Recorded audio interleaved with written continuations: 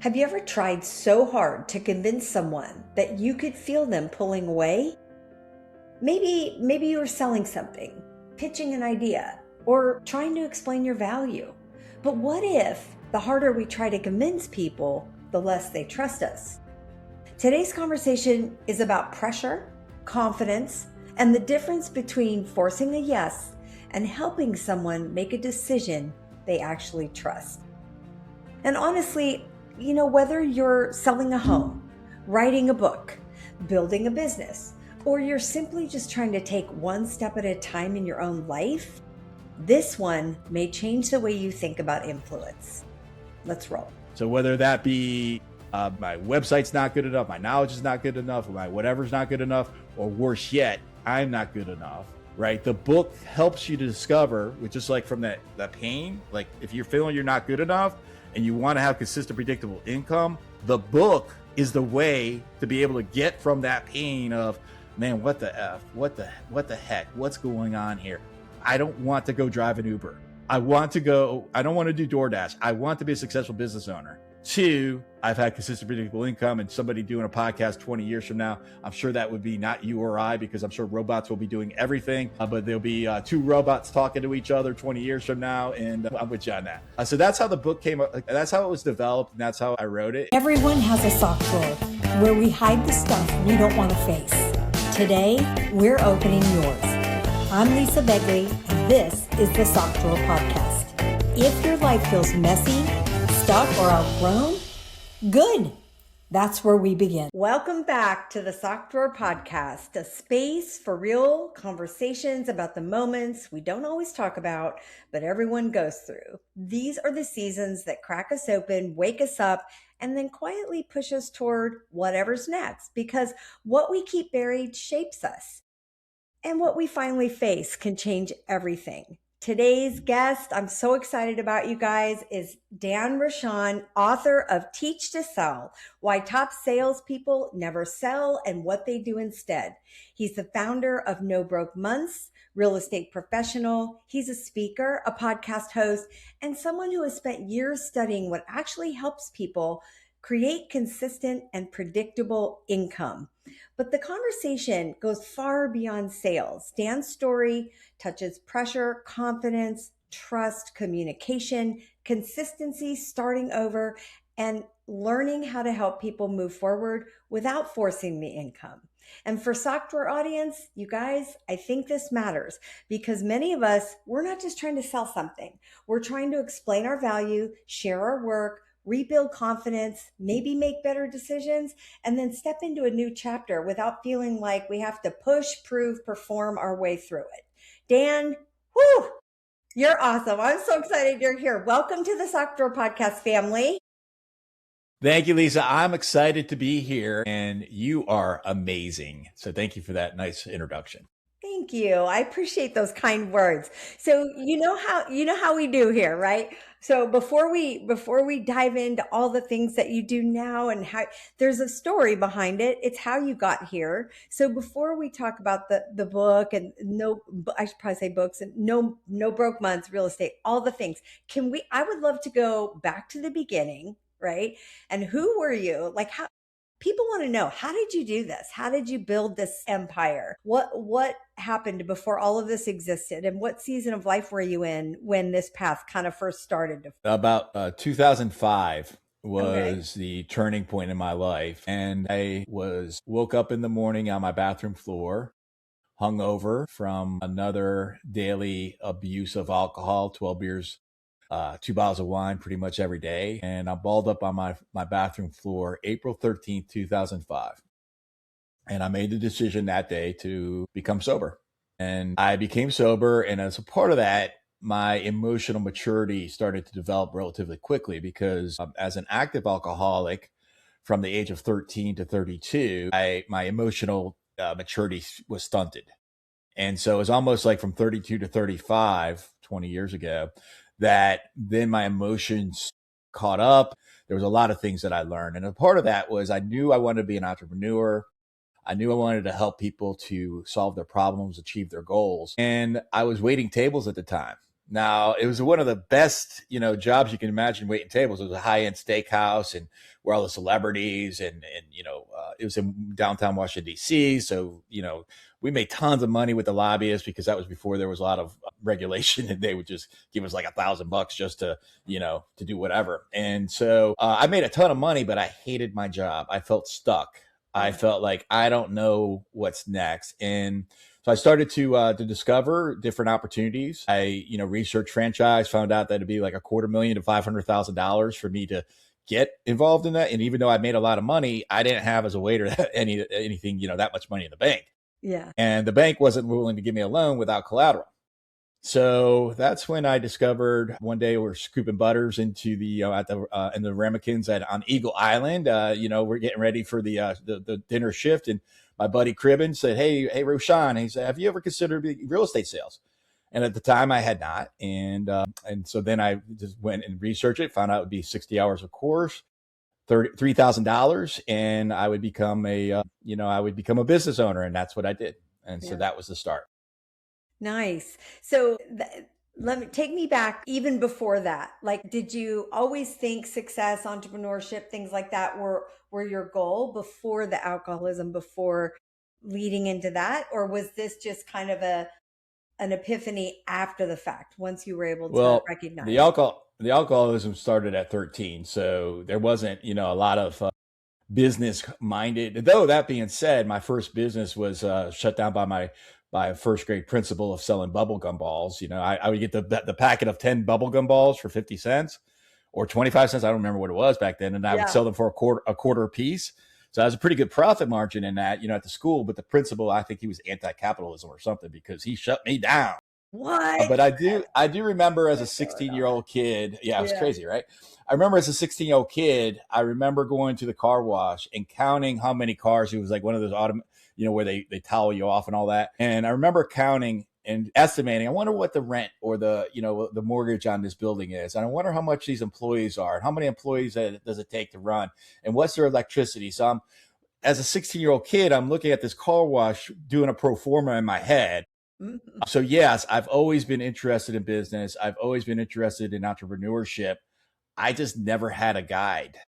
I never had somebody to show me the way. Yeah. And I didn't have the ability, particularly when I was actively drinking, to be able to figure it out on my own. Mm-hmm. Now, eventually I did figure it out on my own. And then eventually after that, I met some great resources, great mentors and great guides. Mm-hmm. But that all happened later in my business life, in my life. Okay. So fast forward, we're scooping butter. We become a realtor. That's the beginning. That was the very beginning, right? Because it is, you own your own business, all of that. And, so many people see the end result, right? They see being an author, being a speaker, being a founder, being a business owner, but they don't always see the version of them, us, me, you, any of us, who is still trying to figure it out. And how am I going to get there? They see the vision. I'm gonna get there, but they have no idea. So take me through that journey. What was that like? You get your real estate license, and where does it go from there? 6 months. So November 2007, I get my real estate license. So it was a couple of years after I became sober. So it took me a little bit to figure it out. Yeah. And then November 2007. So for the older audience members, you were around in November 2007. You remember what was happening in that time in our real estate market. Doom and gloom, the sky is falling, and it was tremendously painful. Now that pain actually helped me. I'll tell you more about that in a second. But before I tell you about the pain, the first 6 months, so November 2007 to April 2008, 0 sales. I'm still at this time, I scaled down at the restaurant to bartending and not waiting tables anymore, 2 nights a week. But I was running out of money. Well, 6 months in, I had my first transaction, and somewhere along the way, I used the pain of the market to be able to become an advantage. And so I started doing short sales, and eventually got some bank-owned homes accounts, which was a tremendous amount of work to be able to do that. Yet I did it, and so I leaned into the storm because I realized I didn't understand this concept till later, that if there's a storm, which there was, and if you run away from it, which all my new colleagues were doing, you're going to be in that storm for a longer period of time, or it's going to run you over. I ran through the storm. I saw the opportunity. I saw the, and everybody was saying, no, we're not going to do this.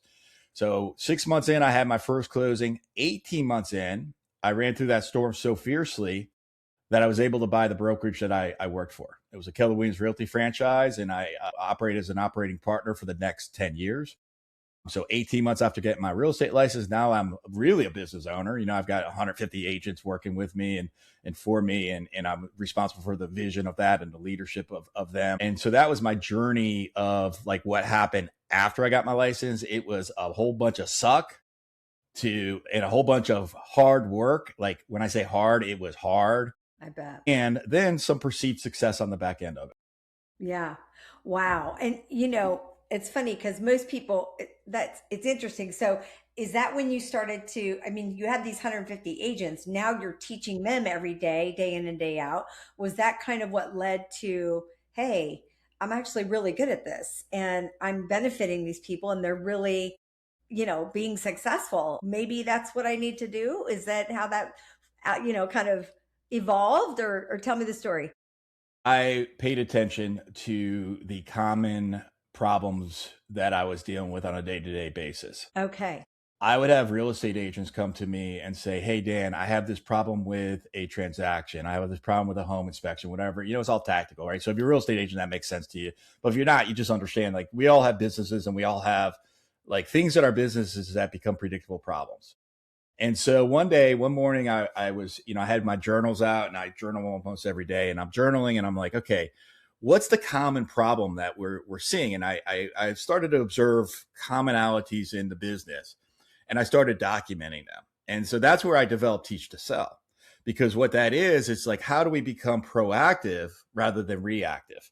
Because I recognized that the agents were coming to me with after the problem already happened, yet it was the same problem, just different people.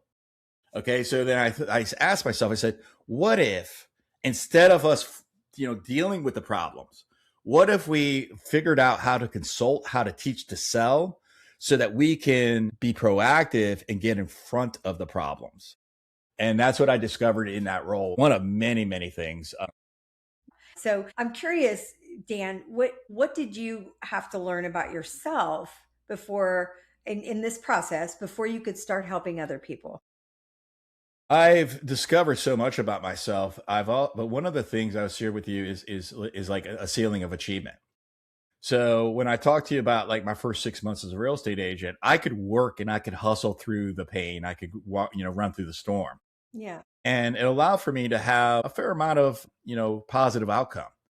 Yet there was a very, very hard ceiling of achievement. And so what I've discovered through my journey is that there's almost like you figure something out, you implement it, you're going to have setbacks, you're going to learn, you're going to discover, you get to a certain point, and then you sort of stall at a ceiling. And so for me, that ceiling was I can no longer outwork the opportunity. I can no longer hustle harder. I can no longer put my time and energy into something that, because the amount of work, the amount of things that I am now producing is far greater than what any human being could be able to produce in a 24-hour period. So that was my ceiling of achievement, was recognizing that I could be very, very self-dependent. I could be very, like aggressive in how hard I'm going to work and persistent. I call my spirit animal wildebeest. Meaning, like, if you've ever researched a wildebeest, like they go from one end of the continent of Africa to the other. They don't stop until they hit water. Yeah. That's me. Okay. But what I discovered was that there was a ceiling of achievement, because eventually you hit water, you can't go anywhere else. So if you want to continue, you got to build a boat. You got to hire a captain. You got to be able, I want to get from Africa to North America. You need help. Yeah. And that's what I realized. And that's the phase that I am in today. And that took me 20 years. I discovered that well before 20 years.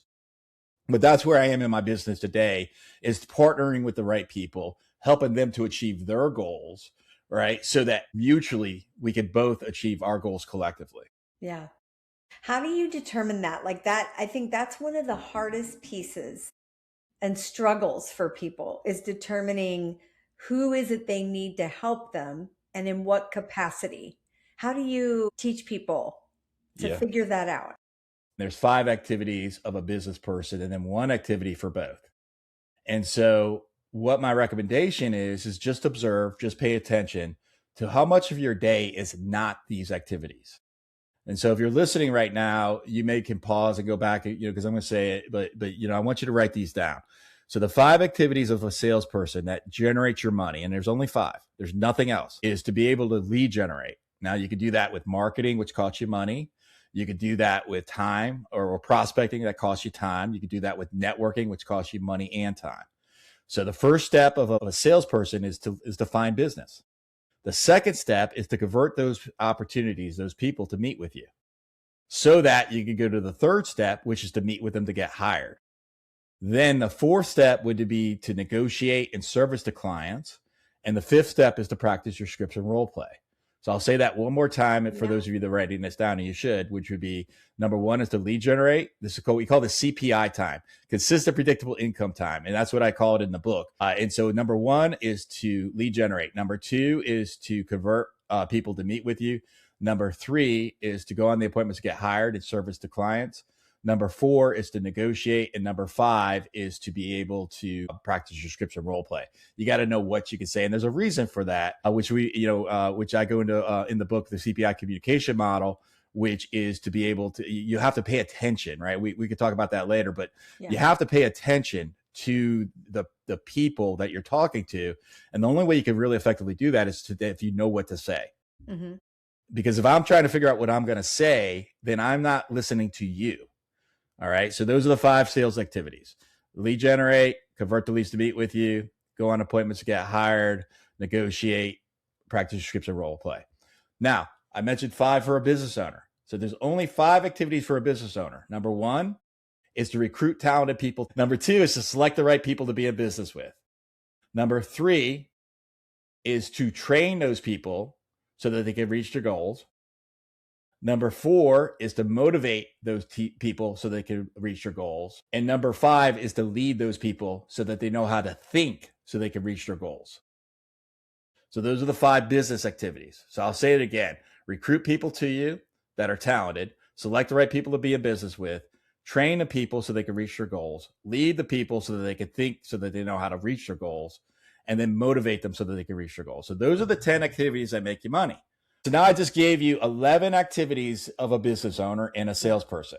Yeah. So as you're going through your day, just notice how much of your day is outside those critical areas. Okay. And what are you doing outside those critical areas? And whatever it is outside those critical areas that you're doing, that's for somebody else to do.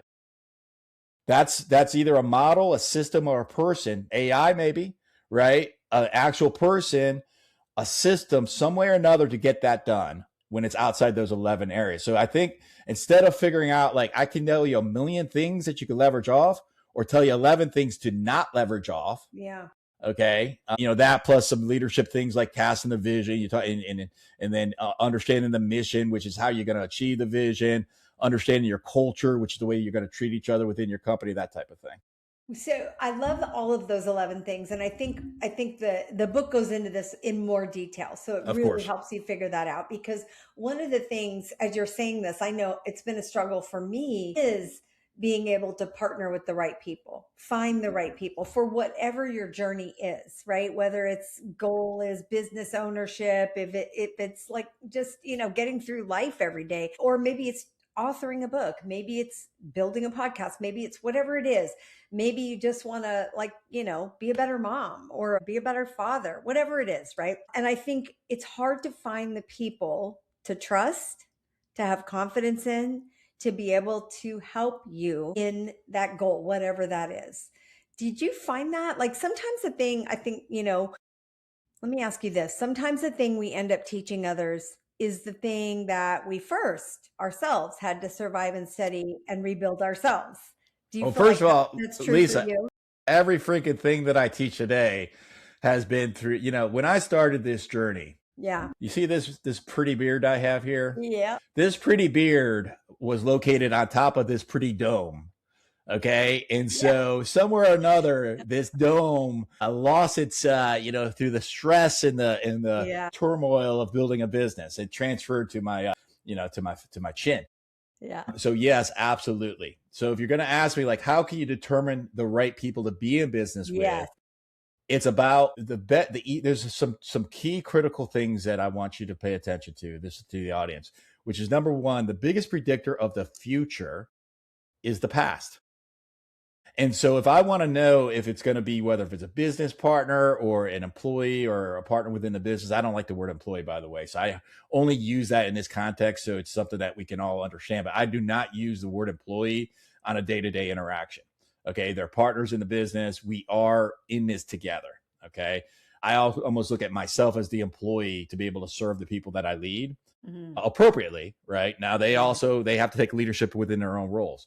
But the past is going to allow for us to be able to predict the future. And when you look at the past, then you're going to be able to understand what the predictable future will be. Okay. So that's the first step. The second step would be to understand, do they align with your culture? Well, I mentioned previously, culture is the way you treat each other. So to be able to understand if they align with your culture, just take a time and do an exercise. I go into this exercise in the book, but just ask yourself, what is it that, like, how do I like to be treated? How do I feel good when other people treat me in this certain way? And how do I feel like blah when people treat me in this way? And write down all those things. And then you're looking for the people that align with your culture, with the way you like to be treated. Because if you're the leader of the company, even if you sell it in the future or somebody else takes it over, you're still starting this and you're still influencing how you want to be treated and how others should be treated within your organization.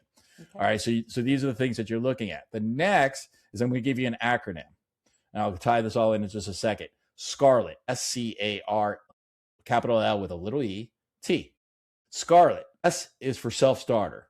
C is for competitive. A is for assertive. R is for relationship-based.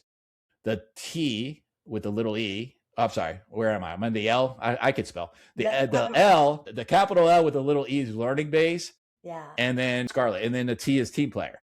Okay, so those are the qualities that we're looking for: self-starter, competitive, learning-based, assertive, relationship-based, team player. Don't mess up on that team player, by the way. That's something I've screwed up many, many times, where I had all the five and they were toxic and didn't align with the culture because they were an all-star. They thought they were better than anybody and the rules didn't apply. That's detrimental. I've fallen for that trap more than 3 times for sure. All right, one last thing to tie all this up. So it's, what have they done to record success? Are they, they have the traits that are going to align with you? And then you start the discovery. And when I bring somebody on board within my business, we have somebody shouting at us right now. And literally, as we're doing this right now, somebody's watching me do this. It's her first day on the job. Day one, come watch Dan work. Do nothing. Just see what type of support and see what he's doing, so you get a flavor of it. Okay, that's a part of the interview process. And I interview up to 90 days after they're actually working with me. And everybody knows that. And I measure it in 30-day increments based off of what are the critical results of this role. And let's say if it's to sell 3 widgets within 30 days and you've sold 0, okay, what tools, what resources, what training am I not providing to you? Yeah. Day 60, you've sold 0. Uh-oh, you're probably not going to make it to day 61. Right. But again, it's looking internally first and then seeing what the results are. Yeah. All right. And then the last thing that I'll say about this is, if we're talking about partnerships in leadership or in business, get a divorce agreement before you need the divorce. Get an annulment agreement or a prenup. Get a prenup. Okay. Tell me more about that. I had a relationship with 2 business partners once upon a time in a very, very large business that I owned. And they were the worst business partners for me. Great people. Bad business partners for me. Yeah. And when we needed to go separate ways, it became really challenging. If I would have learned that lesson or heard this podcast before I got into that relationship, we would have been very, very clear about what is going to trigger a separation, who gets what, how's that divided. And you decide that when you're in because you're not going to get in a partnership with anybody that you don't believe you should be a partnership with them. So it should be an easy conversation up front. Say, hey, I love you, Lisa. Lisa, you love me. We want to be partners together. Okay, well, if this doesn't work out, which I know it's going to work out, but just in case if it doesn't, let's decide now how that's going to look. And let's have a plan. Yeah. I mean, it's kind of like, it's kind of like owning a business. Sometimes, what is the whole thing about, have an exit plan? What does that Yeah. look like, Yeah. So I think that aligns, and that makes perfect sense. The hard part is, for sure. And I know, Dan, you go into this in your book a little bit, is just figuring that out. Most people don't up front. And that's but if we don't fail, we I don't didn't. learn, It cost me hundreds of thousands of dollars mistake. Yeah. Yeah. Okay. So here's the thing. If you're listening to this right now and you want to save yourself hundreds of thousands of dollars and you want to do something big, freaking pay attention to what I just said. Yeah. So Dan's your person, right? Dan's your person to say you can trust him. You can have a part. He's like a silent partner over here helping you on the next adventure that you want to dive in. Now, I want to dive into real estate a little bit more deeply because it's such, people think real estate, they're like, meh, meh, whatever. But let's talk about it, because buying and selling a home or a business or commercial, it doesn't matter. It's not just a sales transaction. It's so emotional. It's financial. And I had my real estate license for a little bit. And so I have a little insight to this. It's old school. So, I'm sure it's changed a million ways, but it's personal and it's often full of pressure for people, right? So how do you work with that? Because people mostly and a lot of that I think comes from fear. Would you agree? What clients of mine are most commonly concerned about is they're scared about a relocation. Yeah. They're nervous. Yeah. They're anxious. Yeah. They may be eager to get going, concerned about the transition. They may be worried about their kids' school, apprehensive about a new job, stressed about a relationship, thinking about potential gain or loss. They have an emotional connection to the property oftentimes. They may be tense about money. And I can go on and on and on. Okay. And that's the emotional component that my clients have. Now, add on top of that, I serve the Northern Virginia area of the DMV, actually. I serve DC and Maryland and Virginia as a real estate broker. I still do that today. And if you could consider the diversity of the cultures within my geographic area, I have to be able to, within like 30 seconds, I get off the phone with one, segment of the culture that have different values and beliefs and perspectives. And then the next call, I'm with a different member of a different culture. And I have to be able to adapt myself to be able to align with their needs and identify what is it their pain is. What is it that's going on inside of them? Like all those emotions that I just said, what's going on externally? That's their internal pain, their external pain. What is it that they want internally and externally? And then I have to be able to demonstrate to them that I'm the guy that could take you from that pain to help you achieve that desire. All right. And I have to do so in a way that accommodates different cultures, as I mentioned, and different types of people and different belief systems. So, oh, by the way, I have to be able to figure out how to get somebody to even talk to me to be able to buy or sell their home, which is in of itself a tremendous effort. And so that's the experience that as a real estate agent that I often have. So we were talking about the emotionality of going through a real estate transaction. It is a lot of pressure. Most people have a lot of fear around it. You were explaining that. And then because a lot of that is in your book. How do you get somebody from all of that comes with selling or even buying a home, right? That transaction into what your book talks about is like not feeling like you're pushing, you're selling, but being able to say, I trust this person and I'm confident and calm about making this decision. How do you get there? If your listeners right now are not driving, unless if you have a Tesla, I want you to pay attention. And probably if you have a Tesla, don't pay attention either. Why do you think that's all my listeners? No, it's on my list too. No.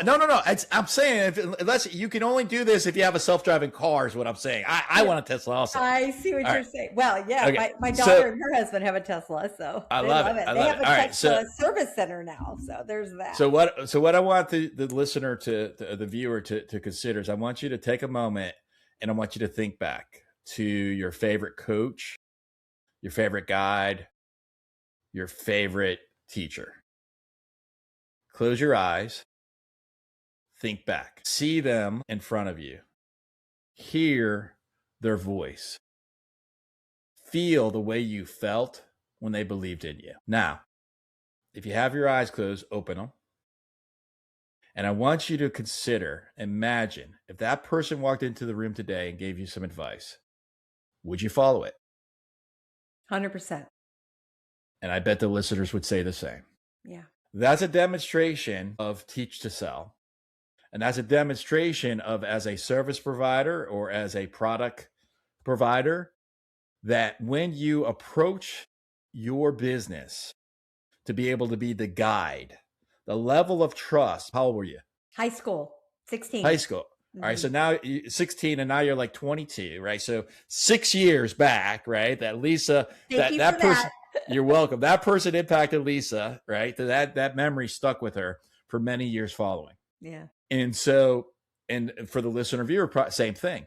So when you understand that trust at the highest level is gained through being able to guide, to being able to help people understand, because that teacher, yeah, they may have taught you history or algebra, or the coach may have taught you how to play football or cheerlead, but that's not what they earned your trust. They earned your trust because they cared. They earned your trust because you probably had some sort of problem with a boyfriend or a girlfriend, or with your family, or self-image or self-worth or something like that. And they took the time to care and to guide you, and they earned your trust for the rest of your life. Mm-hmm. So in sales, in business, you use real estate sales as an example because that's, one of my vocations. It's about understanding the fact when you ask me what they're experiencing, I just rattle off. They're scared about relocation. They're nervous. They're anxious. They're eager to get going. They're concerned about the transition, yada, yada, yada, right? I rattle that off because I have that internalized, that I know what their pain is before they get it. Yeah. That's an example of teach to sell. It's about understanding what your client is experiencing. And now when you understand what your client is experiencing, it's about talking to them before they experience it. For example, go back to real estate sales. When I'm consulting a buyer before they go under contract. So if you bought or sold a home, you can understand this. And many people who listen to this have had. If you're a real estate agent, you can understand this. If you've done neither, then you can still understand it.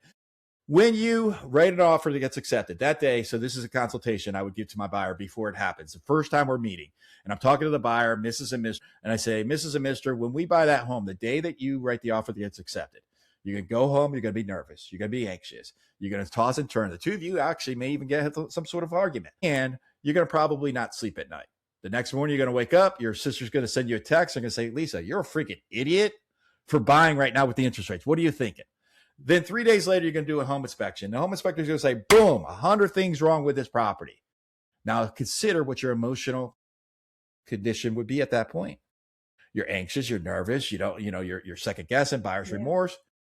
And what some buyers in the past have done is they then ask for 100 things to be fixed by the seller, and they've ruined the deal. I've seen so many transactions blow up over a $25 or $30 or $50 smoke detector that neither of them wanted to buy with a $750,000 transaction. I'm like, guess what? I'll buy the fire. I'll buy it for you.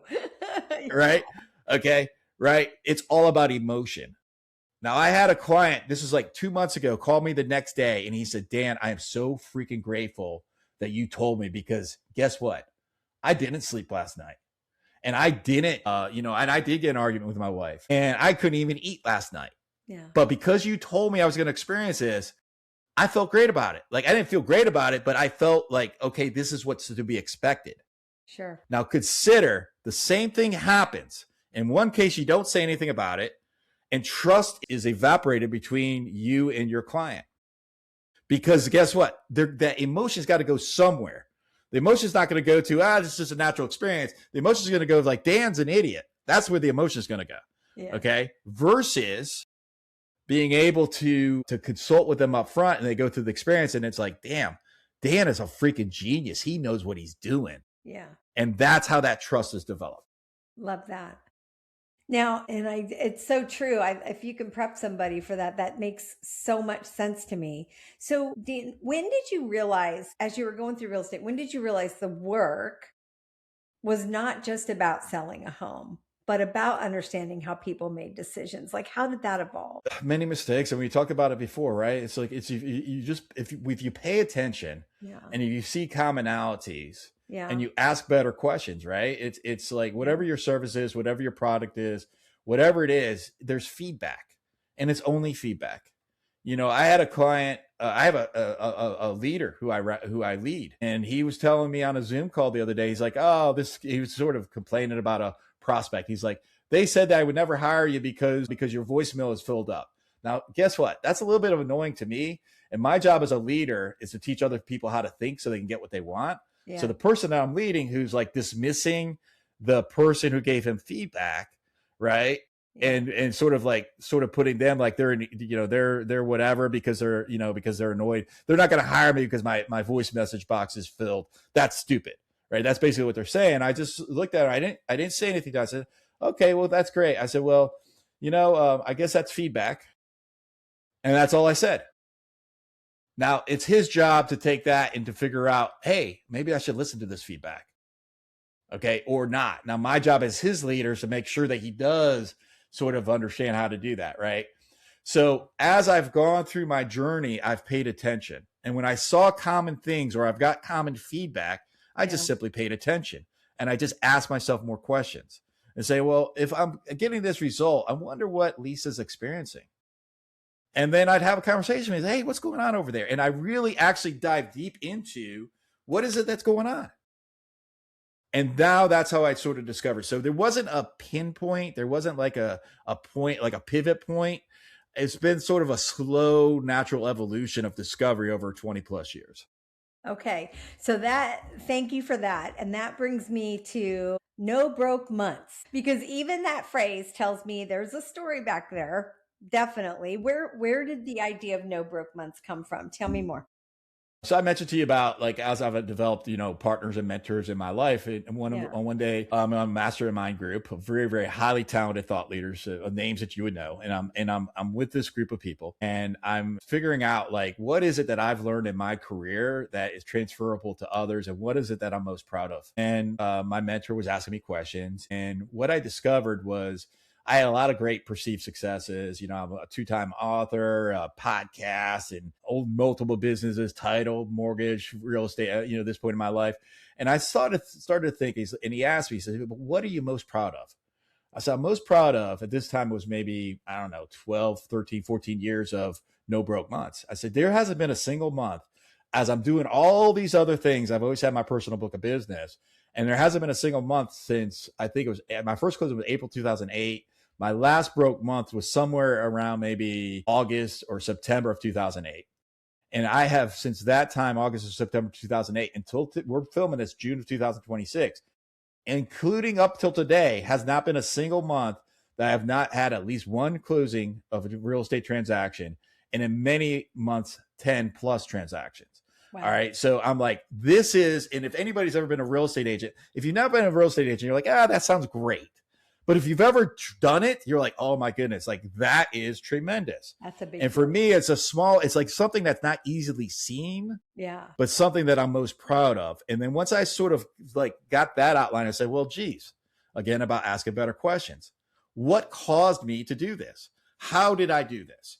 And I started asking those questions. And that's when I started to document that, put it into the book, Teach to Sell, to be able to guide others to do the same. Yes. Speaking of. Hey, I didn't know you had that. I knew you had it. I didn't know you had it in your hand.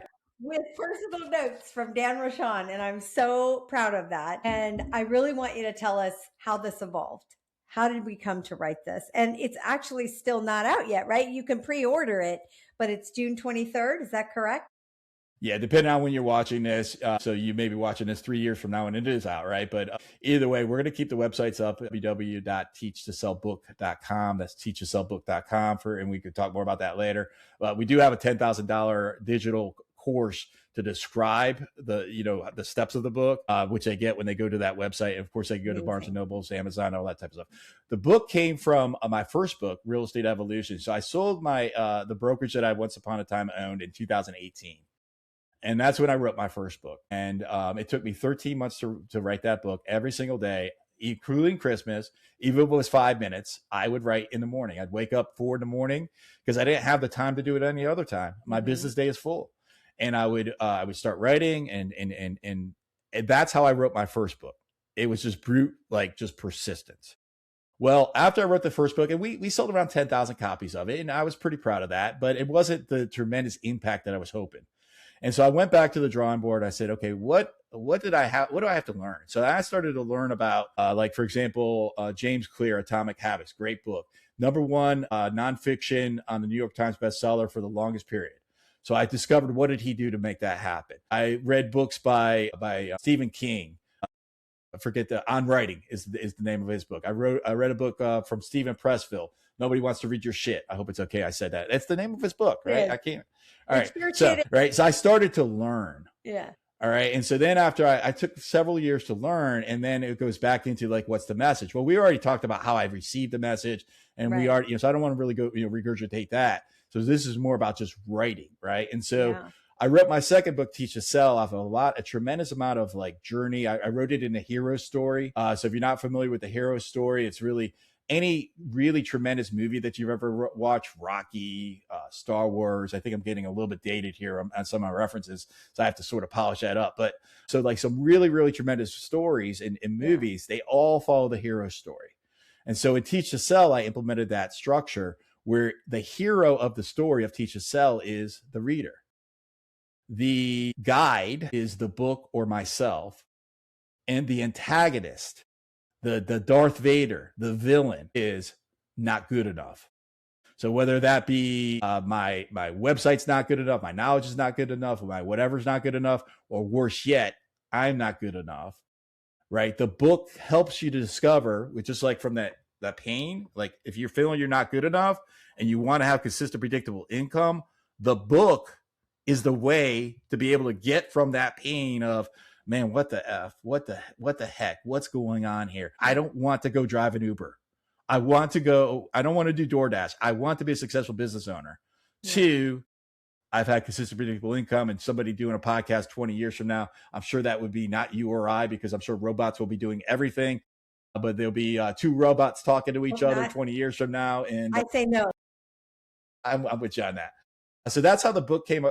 That's how it was developed, and that's how I wrote it. And now I'm in the phase of getting it into 1 million people's hands through great people like yourself and through the audience members, to be able to start a movement in the community that people know that there is a path, there is a blueprint. And in the book, I go through the 4 pillars of how to do that. Yeah, and one of the biggest things you talk about is influence. What do you think? And I love. What do most people misunderstand about influence? Talk does not influence. So I don't know if most people believe that, but some people do. Some people think that you can talk your way into to somebody else doing something. The way that you influence, and it's got to be ethical influence, okay?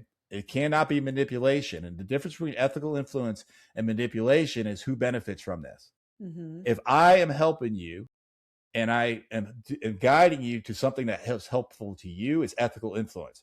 Now, how do I do that? I have to ask you a bunch of questions. I have to be curious, right? So read the book and you could go through to how to understand that. So then the difference between that and manipulation. What's manipulation? Manipulation is, I want you to do this, Lisa, because it's for me. Mm-hmm. It benefits me. Mm-hmm. So first you have to understand how you dissect the influence, because the persuasion techniques work in both, right? It's just, are you going to use it to benefit the world, or are you going to use it to benefit yourself? And oh, by the way, little cliff note here. If you think that you're going to do things to benefit yourself, that you're going to go further, you're wrong. Wrong. When you help others achieve what they want to achieve, and I don't ever call anybody wrong, right? But I'm just saying, when you help other people achieve their goals, their dreams, their aspirations, their desires, to solve their problem, their pain, you are positioning yourself to be the guide, and you will influence much more than anybody else. And when you stop pushing, when you stop pressuring, when you stop begging, and instead you guide, you'll have much more influence. That is so powerful, Dan. Honestly, I love that so much. So many people, so many salespeople just don't understand that. And a lot of people hear the word sales and they immediately get super uncomfortable. What would you say to someone who says, I don't want to be pushy, but I do need to promote my work? What do you say? Do you value your work? No. Yeah, read the book. Read the book. No. Do you value your work? Does the work that you provide, does it solve a problem? Does it help somebody achieve a goal? And if the answer to those questions is yes, to the If drawing. the answer to those questions is yes, then you have a duty to the world to be able to tell them about how you can help them. Okay. So when you have that mind frame, that mind shift, you reframe it as something that again, it says, is this for me or is it for you? If in my service, I am 100% comfortable and confident that I can help a service provider, an entrepreneur, a business owner to achieve no broke months. I know I can do it. Okay. So I have an obligation to the world to be able to share that message such that others can hear it and I can help them. Now, do I receive a benefit from that? Yeah, people pay me for my services, right? But the money is a byproduct, not the forefront. It's a byproduct of solving a problem or helping somebody achieve a goal. Yeah, it's so good. I just love it. So when we start our business, we have a blind optimism. So if you can imagine like a bar, I guess a line chart. So there's a vertical line and there's a horizontal line on the bottom. On the vertical bar, if you write down that of energy. So energy goes on the left, going up and down vertically, and time goes left to right horizontally. And at the very beginning of the journey, the dot on the chart is going to be top left, where you have an unearned optimism. So there's no time invested yet, and there's no energy invested, and the energy that you have is optimistic.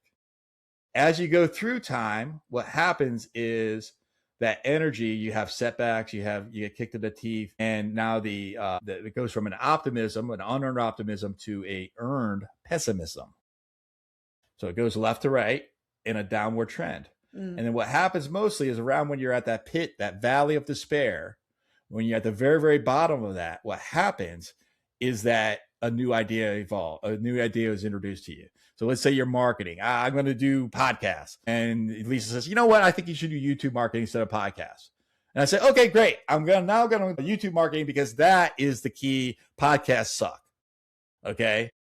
Not Lisa. This is the best podcast in the world. Let's be great. This is you have one too. One of the two best podcasts in the world. We'll just say that. Okay. Yeah. All right. So what happens is now you're in the valley of despair, where you have the worst energy. You've had time at it, and you haven't had the success yet. And now a new idea is introduced to you, and now you think that new idea is the way.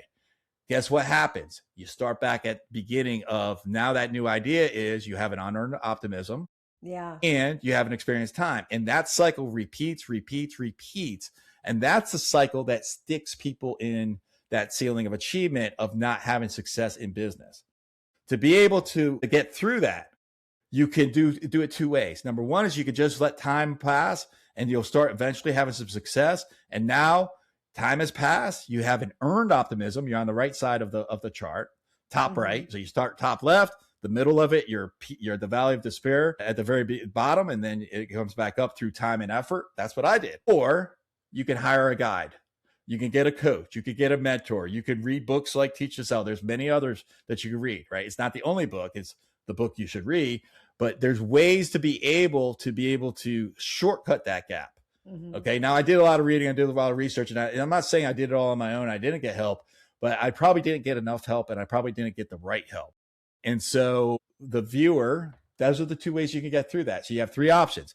Number one, keep repeating the cycle. Number two, do it on your own and lose some hair. Number three is to, get somebody to help you with it.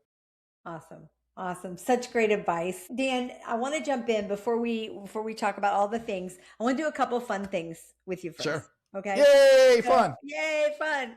This whole podcast has been fun and, definitely a reality check and very informative, but Thank fun. you. So let's do a quick 60-second DoorDash is what we call it. It's just, I'm going to rapid fire some questions at you. No overthinking it. Just answer them. Okay. All right. Teach or sell? Teach. Pressure or trust? Trust. Confidence, born or is it built? One word people misunderstand about sales. Talking. Too much talking. Biggest mistake people make when trying to influence somebody. Same as the previous. Too much talking. I was just going to say that. Yeah. I got you there first. One habit that changed your life. Consistency, a little bit longer, but as a recovering alcoholic, I knew that there was, this disease that's going to manifest. And I allow for it to manifest today in my health, my fitness, my businesses, my family, rather than toxic behaviors that may harm me. Long answer, sorry. No, it's okay. Good advice. Listen, you take as much time as you want. Thank you. Of course, it's my pleasure. One thing people should stop forcing. Be committed to the outcome, not attached. And best question someone can ask in a sales conversation. What's important to you about that? One word that describes this season of your life. A horizon, a sunrise. It's like, I love it. What belongs in every good sock drawer? Socks. Hold on. How many people answer that socks? I mean, come on. All right. I can't be the first person to answer socks, am I? No, you're not. Okay, thank God. Okay. All right, and $100 bills. There we go. In the socks. The socks. I love that. All right, I'm guys. not giving you my home address, anybody. Don't use a mattress. In my sock drawer. Use your socks. There you go. Every one of our guests, I think we talked a little bit about this before, they leave our listeners, our sock drawer family with a tiny dare. So just something small and meaningful people could actually do after listening today. Today, reach out to one person that you've been thinking about helping. Just one. Don't pitch them. Don't sell. Ask them a simple question. What's the biggest challenge that you're facing right now? That's it. And see what happens. I love that. And that's probably one of the best tiny dares we've ever had. I love that so much because people just need you to listen and connect and not come with a underlying motive. So thank you. You're welcome. Dan, you guys, listen, Dan has Teach to Sell. He has a couple of other books, No Broke Month website. Tell us more, because I know you're a speaker. You can be hired to speak. You have so much that you can provide and teach people. Tell us how we can find you. First of all, I'm on a mission to help 1 million salespeople to be able to have consistent, predictable income. And I believe that God put me on this planet to be able to help in my business mission. I also believe that God put me on this business to be a dad of a healthy daughter. And I believe that God put me in this world for many different reasons. But from a business perspective, it's about helping 1 million people to know that you have the pathway to have no broke months. And to be able to discover how I can help you with that, first visit www.teachtosellbook.com. That's teachtosellbook.com. And you could also, to find out more information, go to nobrokmonths.com. And you can reach out to Dan there, right? You can hit me up, type in my name, Dan Rochon. If it's the guy with a missing tooth, that's the hockey player in Canada. That's not me. I'm the other guy. And there's only you probably won't find him, but I'm serious when I say that, right? So Dan Rochon, Google me, and I guarantee you'll find me on all socials, and I'd love to be able to connect with you there on a personal level if you're interested. I love that, Dan. This conversation, even though we had a little glitch in the middle, has just been so powerful and so fun to talk about, because I think you don't have to be in real estate. It's not about just real estate. It's about life in general and some of the things that you can do. And you can find that in Dan's book, right? Is Teach to Sell. There's so many nuggets in this book. I highly recommend it. Loving every minute of it. And I appreciate it wasn't just about sales, that this was about trust and pressure and consistency and growth and, coming from alcoholism into a successful life. So thank you for being here. It just matters so much, the story and that you're sharing and what you're helping people do. Appreciate you. You're welcome, Lisa. Thank you. Thank you to your audience, especially.